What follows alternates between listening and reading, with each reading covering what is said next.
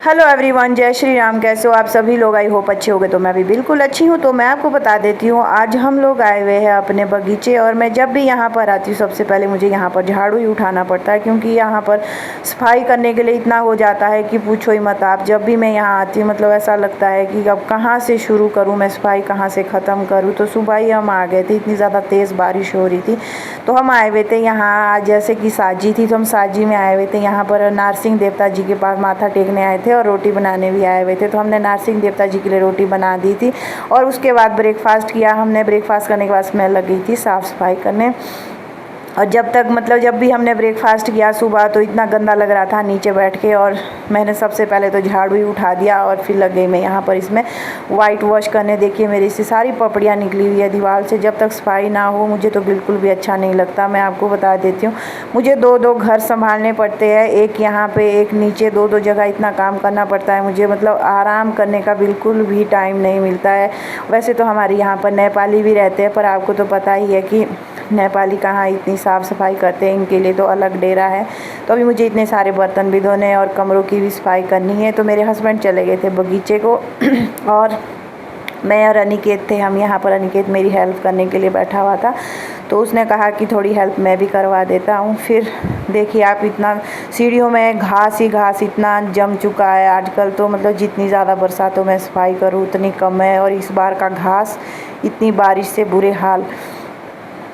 घर के चारों तरफ इतना सारा घास हो चुका है। 2-3 बार तो कटवा दिया था, फिर भी देखिए आप कितना सारा घास है। हमारे बहुत ज़्यादा है, वैसे नहीं है कि हमारे सबके। यहाँ पे मैंने सीढ़ियों से सारा घास निकाल दिया था और मैंने पीछे को भी सारी सफाई कर दी थी। अब इसके बाद मैं करूँगी कमरे की सफाई और फिर लग गई इसमें यहाँ पर झाड़ू देने। इतनी सारी धूल है यहाँ पर। और जो ये मकड़ी के जाल लगते हैं, ये तो इतने गंदे चिपक के लगते हैं। मतलब जब जैसे घर में नहीं रहते हैं ना, तो उसमें जाले ही लग जाते हैं। तो हम जब भी यहाँ पर आते हैं, मैं तो जब भी यहाँ पर आती हूँ मुझे यहाँ पर सफाई करनी पड़ती है हमेशा। तो अनिकेत ने भी मेरी थोड़ी सी हेल्प कर दी थी। इसने यहाँ पर, मैंने कहा इसको चलो बेड को बिछा दे, तो इसने यहाँ पर ये बेड को ढांचे लगा दिए थे। और फिर उसके बाद अभी मुझे दूसरा कमरा भी करना है साफ़। तो यहाँ सीजन में ये ऊपर आए हुए थे और इन्होंने मतलब खिड़की भी खुली छोड़ी हुई थी। पता नहीं अनिकेत ने यहाँ पर ये दोनों ही खिड़कियाँ खुली छोड़ी हुई थी। इसमें इतनी ज़्यादा धूल आ चुकी थी अंदर हवा से और इतने जाले बने हुए थे इसमें। तो मैंने अब इसकी सफाई कर दी थी। अब इसके बाद मेरे रहा है बरामदा साफ़ करने के लिए। परे वाला कमरा तो मैंने खोला भी नहीं, क्योंकि आजकल बरसात में ये दरवाजे और खिड़कियाँ बिल्कुल भी बंद नहीं होते। और ये देखिए कामचोर तो अब सो चुका है। अब ये बोला कि मैं थक गया। इसने 4 बाल्टियाँ पानी की लाई हुई है और ये उसमें थक गया। और इसने बेड को बिछाया, उसमें ये थक चुका है। और अब मैं लग गई थी यहाँ पर। अब मेरे लास्ट में बरामदा रहा था, परे वाला कमरा तो मैं नहीं करूँगी, क्योंकि इसमें बरसात से ये दरवाज़ा बिल्कुल बैठ चुका और दरवाज़ा इसका फिर बंद नहीं होता। अब लग गई थी मैं बरामदे की सफाई करने और मेरे पतिदेव दे रहे थे आवाज़ की लेट हो रही है, चलो चलो।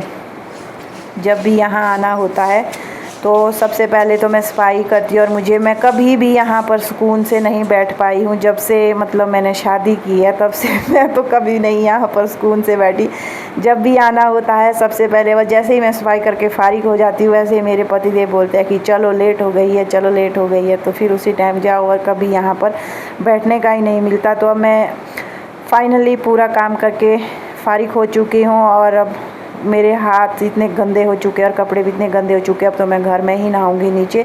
तो आपको ये मेरा व्लॉग कैसा लगा? आपको भी मेरी तरह ही इतना काम करना पड़ता है? तो मुझे कमेंट करके आपने ज़रूर बताना। तो आपको ये मेरी वीडियो कैसी लगी? प्लीज़ लाइक शेयर और कमेंट करना बिल्कुल भी ना भूलें। तो मैं आपसे मिलूँगी नेक्स्ट वीडियो में। Bye bye.